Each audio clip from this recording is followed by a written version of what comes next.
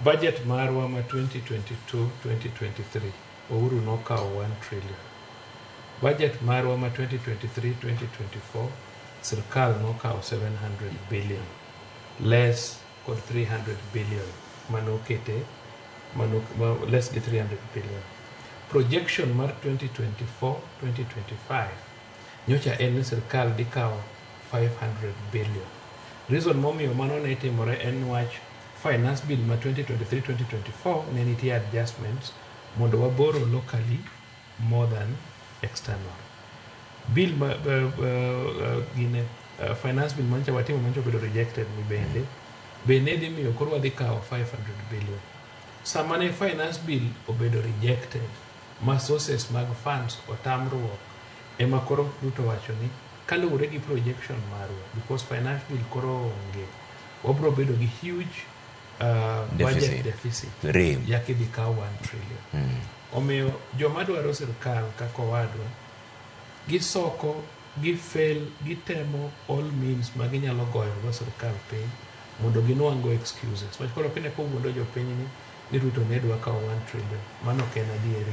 An awacho gigi kaluwore gi facts kendo awacho maler otieno ni 2023-2024 ne waduok 2022-2023 Uhuru nokao 1 trillion. 2023-2024 nodok piny to 700 billion. Nyocha nodhi dok piny to 500 billion. Makmana nikech finance bill nogore piny koro biro 1 trillion. Omiyo Owino ok inyal wacho ni en bandia. Junior secondary school ok okel gi Ruto kikao sirkal gi strengths gi weaknesses magi. Ok inyal kao sirkal tiwacho ni ne nitie gowi kori ringo from Owino. Junior secondary school the current system ng'o ECD CBC ok en gima nyocha Ruto emokelo. Ruto inherited CBC. Omiyo samidwa go Ruto gi wach CBC to chaki mislead jopiny ting'amo somo maber.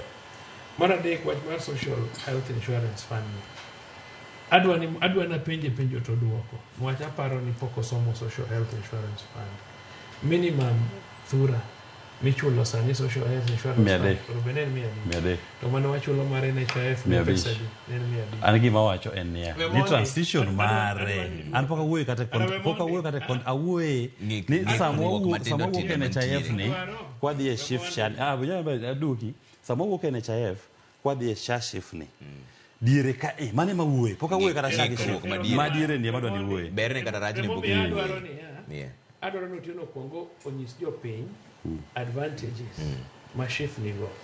Transition ne nitie mar higa achiel mane ji move from NHIF to shift. Problem ma wan go kaka jo Kenya ritoga up to the last minute kok winjo kwa chako timang'owa wachako go koko. Sani as we talk echomoko tieno poko enrollment gi e shift. Ose chimoko eno wuon poko enroll kata nyathine e shift. Kiny koko odhi hospital to bro wacho nothing has happened. A lot mosebedo adjusted and transition is going on. And gima nyanyiso jothurwa ni waonge kod any other medical fund. Policy mar sirkand Ruto and building the bottom kadimalo. And that is why idwaro ni wantie gimiluongo ni primary health care. Primary health care king'iyo NHIF dispensaries no kobedo included. Health centers no kobedo included. Mane otieno mane level 2, level 3. So gimatimore en ni sani in the shift kawa bro move in shift waduto ibro mango ni something like ambulance kiyudo kata accident salga kiterinono ambulance no kibed charged obedo free. Stabilization kapo kibedo moved inyalo kata bedo nini gi flying doctors tingeni ok inyal bedo flown kapo kibedo ngowa stabilized.